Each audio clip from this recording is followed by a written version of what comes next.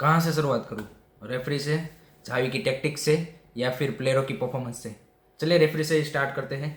तो सबसे पहले बात करते हैं डिसीजन की। जो मतलब वीआर ने डिसीजन दिए है, क्यों मतलब वीआर रखा है मेरे को तो समझ में नहीं आ रहा। कि अगर आपको ऐसे ही डिसीजन दे देने हैं तो फिर तो मतलब वन फील्ड रेफरी आपका सही है, वही मतलब ऐसे रेफरी डिसीजन देगा, फिर तो मतलब वीआर पे जाने की क्या बात है। जो सेम वीआर ऑफिशियल थे बायन वाले मैच में, वही इस मैच में हमको पकड़ा दिए गए थे, और सेम ही रिजल्ट वहाँ भी निकल गया है। क्योंकि बायन वाले मैच में भी वो डेम्बेले वाला पेनल्टी नहीं दिया गया था, इधर भी मतलब जो क्लियर पेनल्टी थी डम्फ्रीज वाली वो नहीं दी गई। और जो अंशु वाला गोल अलाउ होना चाहिए था जहाँ पे उसका हैंडबॉल लगा था, तो जो फीफा के रूल्स कहते हैं 2020 के बाद कि अगर आपका प्लेयर का साथी प्लेयर का अनइंटेंशनली अगर हैंडबॉल लगा है तो गोल डिसअलाउड नहीं होगा। लेकिन रेफरी कभी रूल्स पढ़ के नहीं आते, उसको तो अपने मन की करनी होती है, एक्सप्लेनेशन भी नहीं देते। जो जावी ने प्रेस कॉन्फ्रेंस के बाद बोला है कि मैंने आफ्टर द मैच उससे एक्सप्लेनेशन मांगा, लेकिन उसकी मतलब एटीट्यूड ही इतना रहता है कि अपू नहीं सब कुछ है कि मैंने जो डिसीजन ले लिया वही फाइनल है। तो बोलता है कि भाई मेरे को तुमको मतलब बताने की ज़रूरत नहीं है। तो ये मतलब यूएफा थोड़े से पैसे इसमें भी खर्च कर लो यार, अच्छे अच्छे रेफरी लाओ इस तरह की। मतलब आप देखिए कि एब्सोल्यूट सीट हाउसरी, मैं ऐसा नहीं बोल रहा, आऊँगा जावी की टैक्टिक्स पे आऊँगा, बारसा क्यों आ रही उस पर भी आऊँगा, लेकिन one of the reason is the referees decision. And इसके बारे में कोई भी मना नहीं कर सकता, क्योंकि जो फॉर्मर रेफरीज है वो भी मैच के बाद ये बोल रहे थे कि वो क्लियर पेनल्टी है। सभी मीडिया न्यूज़ आउटलेट है वो सभी ये बोल रहे हैं कि वो पेनल्टी थी। जो फुटबॉल के पंडित से वो भी ये बोल रहे हैं कि वो पेनल्टी थी। तो कहीं पे भी ऐसा नहीं है कि आपको डिसीजन में वो दिख रहा है कि नहीं वो नहीं दे सकता तो भी चलेगा। तो वहाँ पे सबका एक ही मतलब आप बोलिए कि ओपिनियन है कि पेनल्टी थी, और एब्सोल्युटली पेनल्टी थी। और वो पेड्री वाला गोल भी अलाउड होना चाहिए था according to the FIFA's rule book. और अगर आप रूल का ही मतलब वो चलते हो कि रूल के हिसाब ही आपने नहीं दिया है तो रूल तो कुछ अलग कहता था।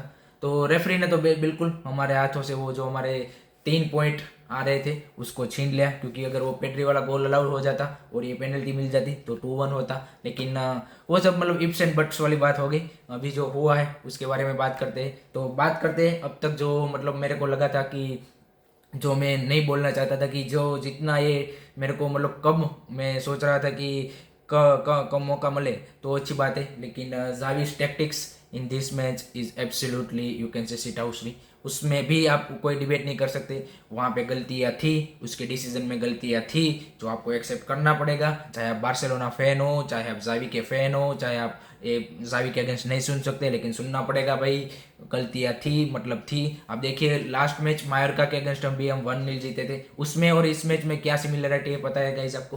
कि आपका आपका जो लेफ्ट बैक है उसकी पेस ही नहीं है। वहाँ पे जोडी अल्बा खेल रहा था और हमने रिजल्ट देख लिए कि उस तरह से बारसा नहीं कर पाई। कि जहाँ पे जो जो टीमें लो ब्लॉक खेलती है, 5 एट दी बैक चली जाती है, जो मतलब पूरे बॉक्स में पूरा कर देती है ओवरलोड अपने ही बॉक्स में कि 5-6 डिफेंडर आ जाते हैं, वहीं पे वहाँ पे बार्सिलोना की जो सारे क्रिएटिविटी, जो सारे मतलब शॉर्ट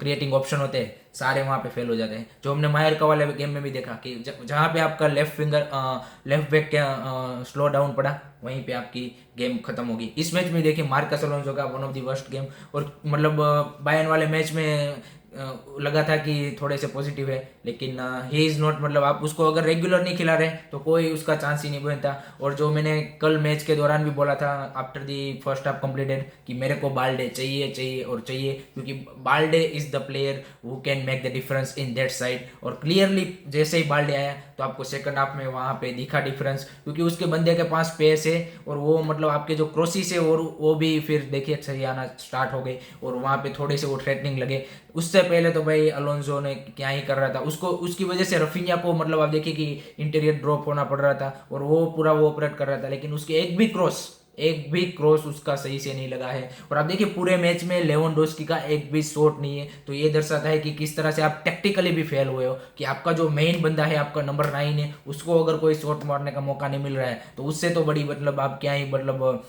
बोल सकते हो। काफ़ी सारे लोग बोलेंगे कि मतलब काफ़ी इंटर मिलान डीप ड्रॉप कर रही थी, लो ब्लॉक खेल रही थी, 5-6 आ रहे थे बॉक्स में, 8-9 बंदे उसके थे जब जब हम शॉट लेते, भाई वही होगा। वही तो मैच है, वही तो फुटबॉल है, उसी का आपको सॉल्यूशन निकालना है, उसी के लिए तो आपको लाया गया है। वही आपका मैनेजर का काम है कि आपकी मतलब हर बार आप ये बहाना बहाना नहीं बना सकते कि वो लोग मतलब सीट बैक कर गए थे। करेंगे भाई, सीट बैक करेंगे। आपका आपके पास इतना गोल था, फिर भी उन लोगों ने तो गोल स्कोर किया ना। तो उन लोगों ने तो ये बहाना नहीं बनाया कि उनके पास ज़्यादा पोजीशन था। अगर वो हार जाते तो ऐसा तो नहीं बोलते कि उनके पास ज़्यादा पोजीशन था। यही गेम है भाई फुटबॉल। आपको अपने सॉल्यूशन ढूंढने हैं कि किस तरह से आप 5 एट दी बैक वाली टीम हो, मिड ब्लॉक वाली हो, लो ब्लॉक वाली हो, चाहे 6 7 8 9 11 के 11 बंदे भी अगर ओपोजिशन आपके मतलब बॉक्स में हो, फिर भी आपको गोल स्कोर करना है। यही तो गेम है।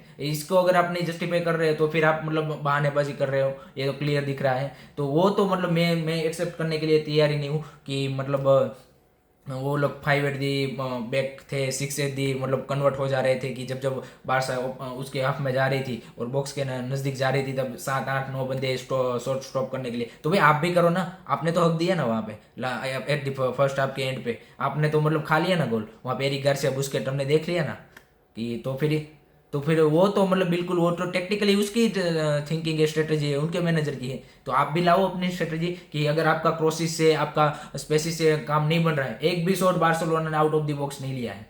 अगर इस तरह की आपकी मतलब टेक्टिक्स है, इतना तो मतलब पता ही है कि अगर वहाँ के सामने वाले डिफेंडर्स अगर पूरा उसके बॉक्स को ओवरलोड कर रहे हैं तो आपको पता है कि आपके क्रॉसेस का भी कुछ नहीं होने वाला। और अगर आपके इन द बॉक्स भी शॉट्स आपके ब्लॉक ही होने वाले। एक भी बंदे ने आपके पास देखिए, रफीनिया था, डेम्बेले था, मतलब लेवेंडोस्की का था। लेवेंडोस्की को मतलब उन लोगों ने बॉक्स में टच ही नहीं लेने दिए, कम से कम टचेस उसको बॉक्स में लेने दिए कि जो मतलब उसको पता था कि अगर लेवेंडोस्की ने वहाँ पे जितने बॉक्स में टच लिए उतने ज़्यादा चांसेस है कि वो स्कोर करेगा।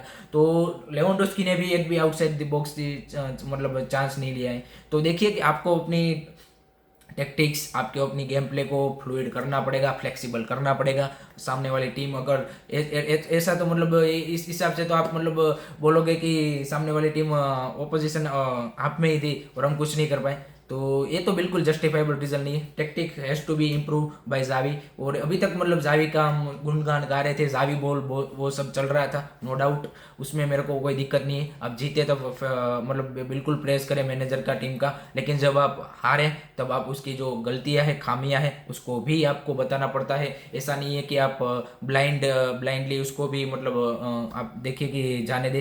तो ये मतलब कहीं से भी ये बारसा की मेंटालिटी नहीं थी। और ये मतलब इसी की बार बात होती है कि इसी ऐसे टाइम पे कि जहाँ पे 1-0 डाउन हो और आपको एक मेंटालिटी दिखानी चाहिए, आपको एक ऑप्शंस लाने चाहिए अपनी गेम में कि आप कहीं से भी गोल स्कोर कर पाओ। कहीं से भी कोई भी बंदा ऐसा निकल के आए कि वो मतलब हेडर मार दे या फिर शॉट आउटसाइड द बॉक्स मार दे। तो ये कभी बार्सिलोना से, जो पिछले 2-3 सालों से मिस कर रहे हैं, कि ये कभी बार्सिलोना से नहीं दिखा है। और यही सबसे बड़ी रीज़न है कि हम इसी तरह के जो क्रूशियल बड़े मैचेस होते हैं वहाँ पे हम हक देते हैं। देखिए आप 72% पोजीशन का आप क्या करोगे, आपका XG भी ज़्यादा है, आपके कॉर्नर 13 कॉर्नर है, एक भी कॉर्नर आपने मतलब आप अब देखिए कि एक भी कॉर्नर में ऐसा नहीं लगा है कि ओ बच गए। तो मतलब देखिए एब्सोल्युटली आप देखिए कि वर्स्ट परफॉर्मेंस बाय बारसा, इसमें कोई डाउट वाली बात नहीं है। ये मतलब आपको एक्सेप्ट करना ही पड़ेगा, चाहे आप रेफरी का बहाना बना लो, चाहे आप कोई और भी बहाना बना लो कि वो पेनल्टी थी, वो डेफिनेटली वो सारे फैक्टर थे। लेकिन जो आपकी गेम थी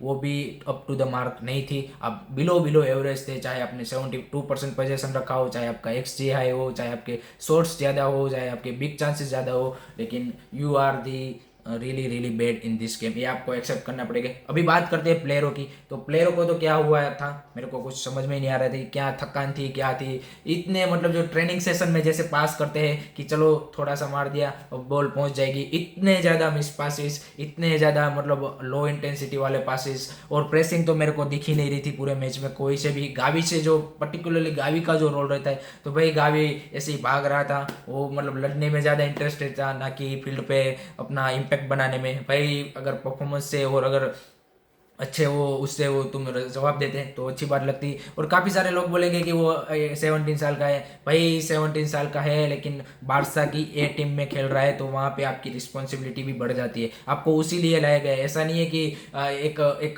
टीम में 17 ईयर का प्लेयर डालते हैं ताकि अच्छा लगे यार इस टीम में ऐसा भी बंदा है। भाई तुमको अगर फ्रैंक केसी से ऊपर खिलाया जा रहा है तो तुम्हारी रिस्पॉन्सिबिलिटी है। और फ्रैंक केसी को भाई इतना लेट क्यों लाए, वो तो मेरे अभी अभी भी समझ में नहीं है। Xavi tactics in this match is flow. There are so many flaws guys, there are so many flaws. आप कितने भी सारे मतलब आप गिना सकते हैं। उसके बाद देखिए पासिस का मैंने बोला काफ़ी मिस पासिस यार, मतलब क्या ही बोले, मिस पासिस के तो ढेरों लगे थे।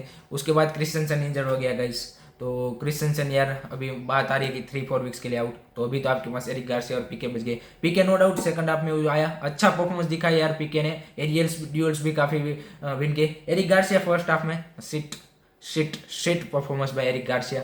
अलोंसो का मैंने बोल दिया, सर्जियो रोबर्टो ने कोई डिफरेंस नहीं बनाया, वो भाई राइट बैक में वही कर रहा था। डेम्बेले के भाई इतने, डेम्बेले भाई बॉल लूज कर रहा है, दिस इज नॉट एक्सेप्टेबल भाई, दिस इज नॉट एक्सेप्टेबल। मैं मानता हूँ कि विंगर बॉल लूज करते हैं, लेकिन नहीं भाई इतने इतने तो कोई नहीं करता भाई, इतने तो। और रफीनिया का भी बिलो एवरेज परफॉर्मेंस आप बोल सकते हैं, बुस्केट का भी बोल सकते हैं आप, उसने भी येलो कार्ड खा लिया। पेड्री का भी मतलब उस तरह से परफॉर्मेंस स्टेप अप करना पड़ेगा भाई पेड्री। अब तुम्हें अभी अभी तुम बच्चे नहीं रहे हो भाई, अभी तुमने 2 साल इंटरनेशनल और टॉप लीग्स में निकाल लिए, बारसा के लिए खेल रहा है। अभी तुमसे भाई एक्सपेक्ट किया जाएगा कि तुम बड़े मैच में डिलीवर करके दो। अभी नहीं चलेगा कि तुम अभी भी वो 18-19 ईयर का है, वो मेरे को नहीं सुनना भाई। तो निकाल दो अगर 18-19 प्लेयर के है और इस तरह से बड़े मैच में डिलीवर नहीं कर पड़े, आपको देना पड़ेगा परफॉर्मेंस भाई डिलीवर, ऐसे नहीं चलेगा। और जो मतलब इतने सारे आपने लीवर्स उठा के टीम बिल्ड कर दी, अगर वो इस तरह के मैच में लगी, और मतलब काफ़ी सारे लोग बोलेंगे टाइम दो भाई, टाइम दे दिया भाई, टाइम दे दिया। ऐसा ऐसा ऐसा खेलने के लिए तो टाइम नहीं दिया है भाई, उसमें कुछ पॉजिटिव तो देखने ही चाहिए थे। तो वो वाली बात है। बाकी काफ़ी सारे जो दूसरे फैंस है वो ट्रोल करेंगे कि यूरोपा यूरोपा सब कुछ, लेकिन बी काम, और इस मैच को एक बुरे सपने की तरह भूल जाइए। लेट्स होप कि नेक्स्ट मैच में बारसा इस सारी गलतियों को सुधार के एक नए विजन के साथ एक क्योंकि 3 मैच बचे हैं, विक्टोरिया प्लेजेंट वाला हम जीत जाएंगे, बायर्न एंड इंटर वाला अगर हम जीत गए तो definitely go through round of 16। तो एक वहाँ पे होप भी है, ऐसा नहीं है कि होप लूज करनी है, बिल्कुल। Barcelona fans is all about positivity. तो हमें हमेशा से याद रखना है कि जो भी बार्सिलोना फैन है वो हमेशा पॉजिटिविटी देखता है, और चाहे कैसे भी मतलब अब सिचुएशन हो, टफ सिचुएशन हो, लेकिन लूज होप लूज कभी भी नहीं करनी है, और एक पॉजिटिव वो बना के रखना है माइंडसेट।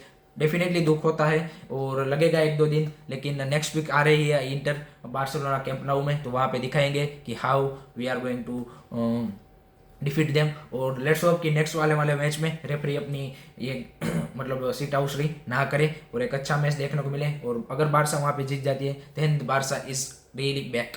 और देखते हैं किस तरह से ये सारे प्लेयर्स है ये अपने आप को मतलब अगर इसके अंदर वो गुदा होगा कि अरे नहीं गलतियाँ थी, तो मतलब दिखेगा हमें, नहीं तो फिर ऐसा ही सेम परफॉर्मेंस रिपीट होगा। लेट्स से कि जावी क्या क्या टेक्टिकल चेंजेस लाता है, कौन कौन से प्लेयरों को, और ऑप्शन भी उसके पास अब तो डिफेंस में 2 ही बच गए, एरिक गार्सिया एंड पीके। बाकी फ्रैंकी डियोंग की कमी खली, बिल्कुल मेरे को तो 100% कमी खली। इसी तरह के मैचेस में चाहिए फ्रैंकी डियोंग, और आप उसको मतलब नहीं था अवेलेबल। लेट्स होप कि नेक्स्ट मैच में वो आ जाए इंटर के सामने, और कुंडे भी जल्दी से जल्दी वापस आए, लेट्स होप, क्योंकि डिफेंस हमारी मतलब पूरा ही वो मतलब बिखर जा रही है। तो बाल्डे को खिलाओ भाई नेक्स्ट मैच, चाहे कितना भी बड़ा मैच हो, कितना भी हो, Balde is has to be in the starting lineup.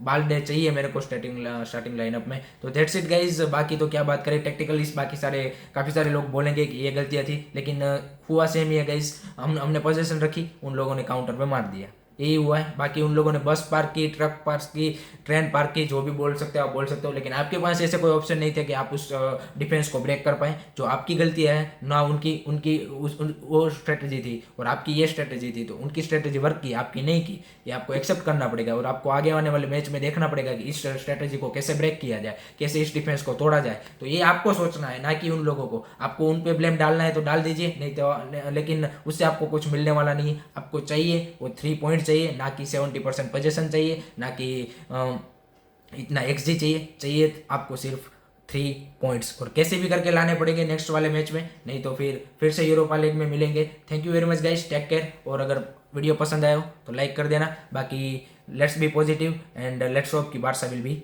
Back. Visca Barça.